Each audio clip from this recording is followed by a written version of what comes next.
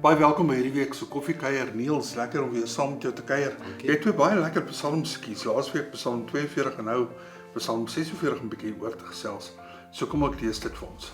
Vir die koorleier van die Koragiete op die wysie van jong vroue 'n lied. God is vir ons 'n toevlug en 'n beskerming. Hy was nog altyd bereid om te help in nood. Daarom is ons nie bang nie. Al gee die aarde pad, al skuif die berge tot in die diepte van die see, al druis en skuim die waters van die see, al skud die berge deur sy onstuimigheid. Selah. Oor die strome van die rivier is daar blydskap in die Godstad, in die heilige woning van die Allerhoogste. God is daar. Stad sal nie wankel nie. God sal hom help nog voor die môre kom. Nasies kan raas en koninkryke wankel, maar as God sy stem laat hoor, smelt die aarde weg. Die Here die Almagtige is by ons. Die God van Jakob is vir ons beskutting. Selah. Kom kyk wat die Here gedoen het. Wat ontsettende dinge hy op die aarde tot stand gebring het. Die oorlog oor die hele aarde laat hy ophou. Pyle en boë verbreek hy. Spiese slaan hy stukkend. Oorlogswaans verbrand hy met vuur. Bedaar en erken dat ek God is. Hoog bo die nasies, hoog bo die aarde.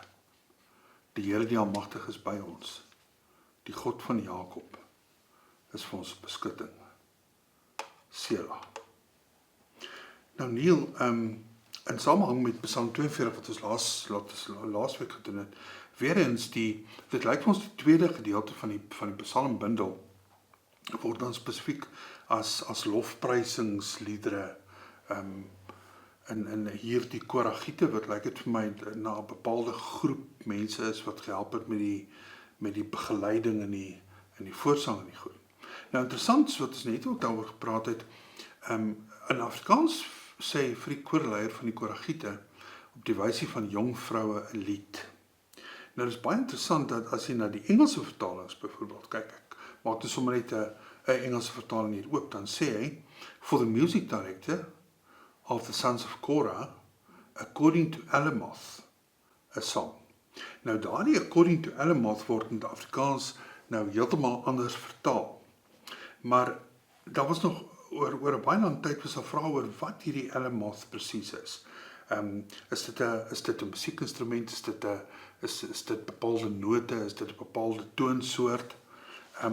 Nou Charles Spurgeon verwys dan hier na Alamoth, verwys hy na die na 1 Kronieke, ek dink is 15 vers 19 of 20, waar het dan spesifiek gaan oor 'n baie hoë noot, 'n instrument wat 'n baie hoë noot maak.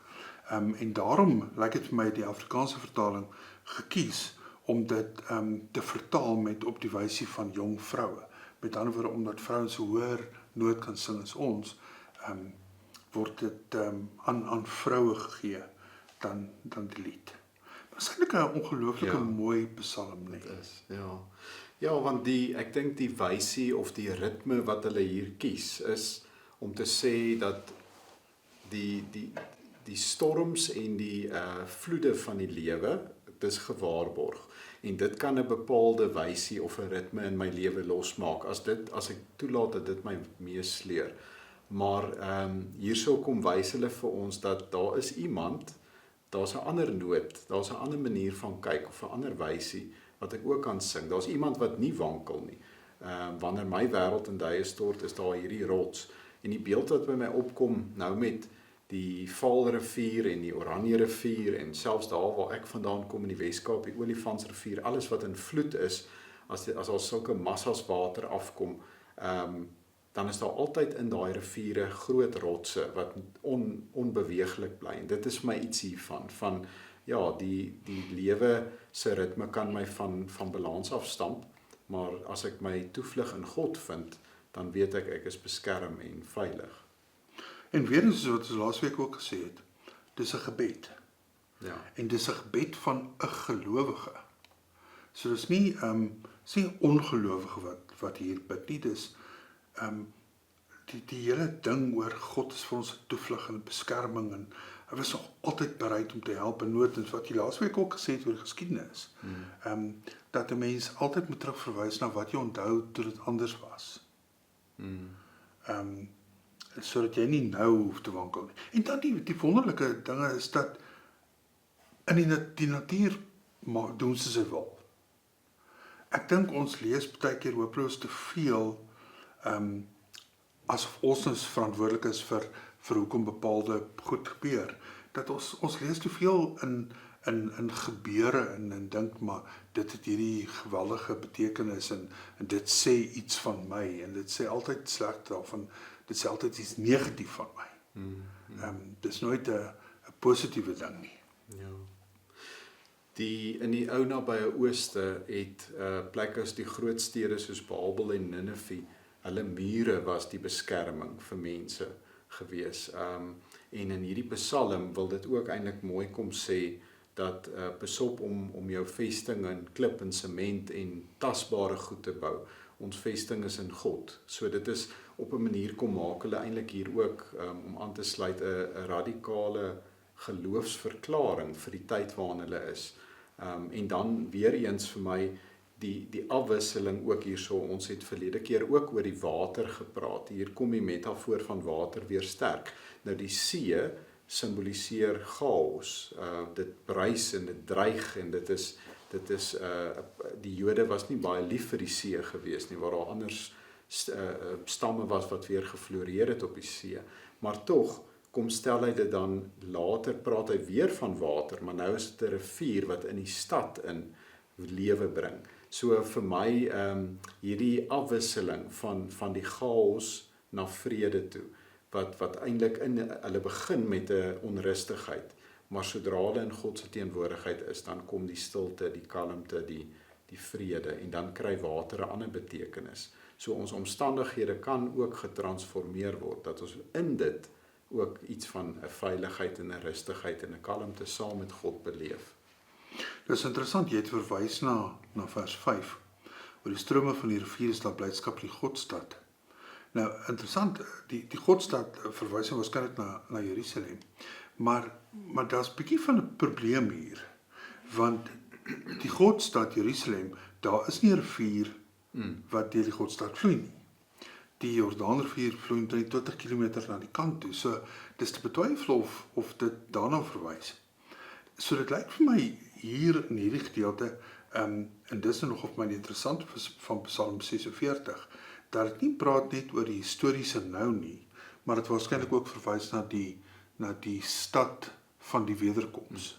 Die nuwe apokaliptiese die nuwe Jerusalem, né? Ja, en nou weet ons ook hoe het die vyand in die verlede, as hulle 'n stad wou oorwin en daar's groot mure, dan het hulle die bronne, die waterbronne wat na daai stad toe gaan, besoedel of hulle dit afgesper met klippe en hulle die mense eintlik gedwing om op die ou end oor te gee. Jy het gedink hoe sou die regering vandag daaroor voel? Ja, ons sal die een strafsaak op die volgende lê. Ja, presies. So, en daar's nie genoeg water nie. So ja, ek dink maar net ek hoor wat jy sê, daai metafoor weer eens maar net God is die bron van lewe. En Jesus sê dit self ook, ek is die ware bron, en as jy van my water drink, sal jy nie weer dors kry nie. Die hele putgedagte ook, ek het in die Woensdag woord ook daarna verwys. Maar ja, daar's chaos, maar in hom is daar rus, dan breek daar weer chaos uit, dan is daar weer rus. Dis hierdie ritme waar tussen ons die hele tyd moet beweeg en hom raak sien te midde daarvan. Nou, jy het nou verwys daarna. Ek dink een van die goed waarmee baie gelowiges sukkel, hulle sukkel met hierdie ding van die woorde in Prediker waar hy sê daar's tyd om gebore te word, daar's tyd om te sterf, en tyd om te lag en tyd om te huil en al die goeders, dan dink mense dis 'n streepie wat God getrek het. En Prediker sê eintlik maar presies dieselfde as hierdie gedeelte ook. Dis die lewe. Dan word iemand gebore, dan sterf iemand, dan lag mens, dan huil mens, wat dit ook al is. Dis die normale verloop van lewe. Moenie in alles 'n ding soek nie. Ja. Dis net lewe. En die wonderlikheid daarvan, en jy het ook nou daarna verwys, is dat al is daar nie 'n rivier wat deur die Godstad loop nie. As God wil, dan breek hy die vallei in twee, of dan breek hy die bergreeks in twee en hy maak 'n vallei wat die water kan loop. God laat hom nie beperk deur wat is nie, want hy skep. Ja, so die Ek dink om aan te sluit by dit, as 'n mens, as ons dit deurtrek na vandag toe en jy lees hierdie Psalm, jy het net hoe dit mooi uitgelig, dis 'n lied wat gesing is in die verlede, so dit was deel van die tempel, 'n liturgie, of die pelgrims het dit baie keer gesing om mekaar te herinner. Maar vir my is baie van hierdie psalms, en hierdie in die besonder is ook amper soos 'n spieël, waarin 'n mens kan kyk en jouself kan raak sien. So daar's 'n paar vrae wat by my opkom, wat ek dink my help om dit beter te verstaan. Die eerste vraag wat ek vra is, waarin vind ek regtig my veiligheid as daar storms kom? Want dit is waarvan dit praat. So as die lewe wankelrig raak en alles rondom jou begin in duie stort, na wie toe hardloop jy regtig en waarop plaas jy jou vertroue? Is dit jou eie planne? Is dit ander mense, of is dit regtig God? En wat beteken dit as ons dan sê, maar God is my vesting? Wat beteken dit vir hoe ek kyk na my probleme en na my verhoudings en na my eie geloofslewe ook?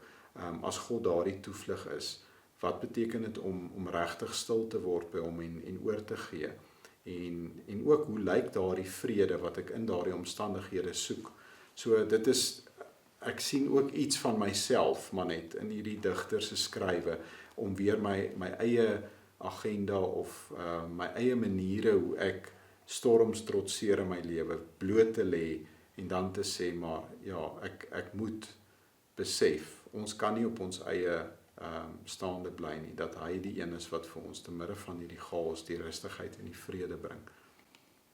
Nou vir my die kernvers, vers 11, bedaar en erken dat ek God is.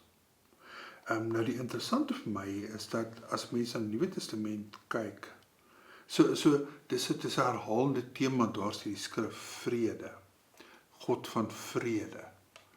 Maar daar's soveel onvrede in die wêreld. En die interessante is, vandat die Here aan sy mense verskyn na sy opstanding, is die eerste wat hy sê, vrede vir julle.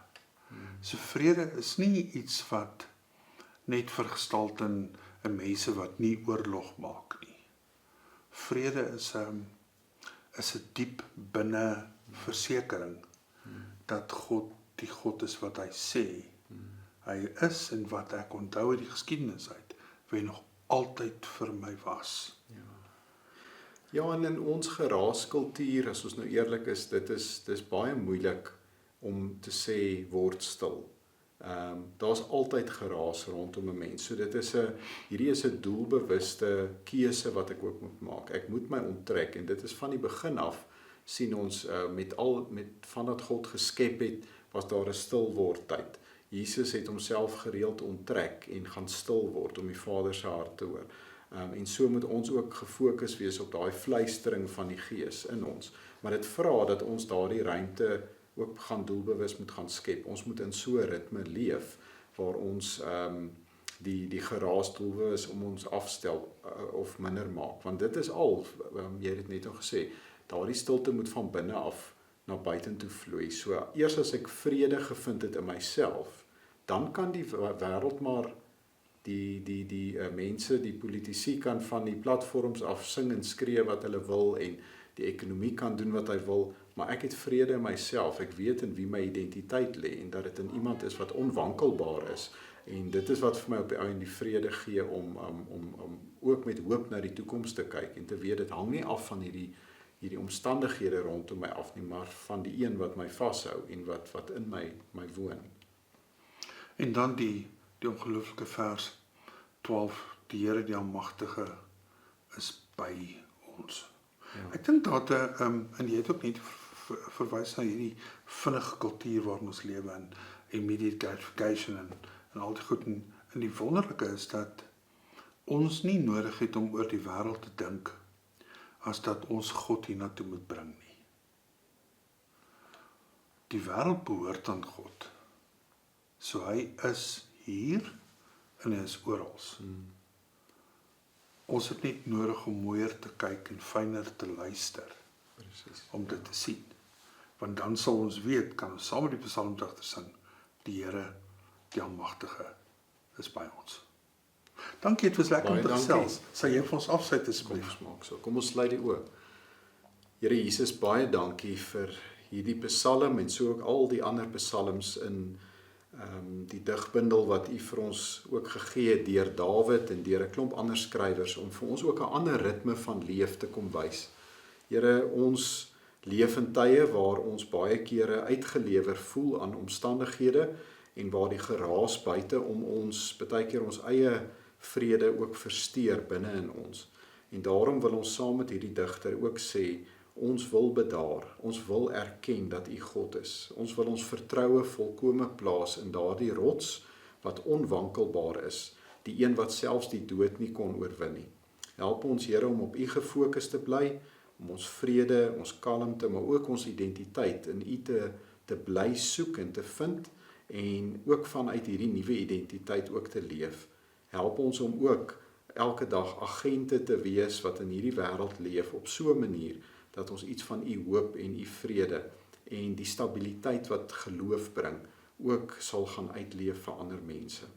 Dankie Here dat U vir ons deel maak van 'n geloofsgemeenskap en dat ons saam ook kan nuut kyk na ons omstandighede, nuut kan droom, soos wat hierdie pelgrims ook gedroom het as hulle na die tempel toe loop, sodat ons met nuwe oë sal kyk na U voorkeer toekoms en sal help om dit te bou en so ook vir mense hoop en vrede te bring. Dankie Here. Amen. Amen.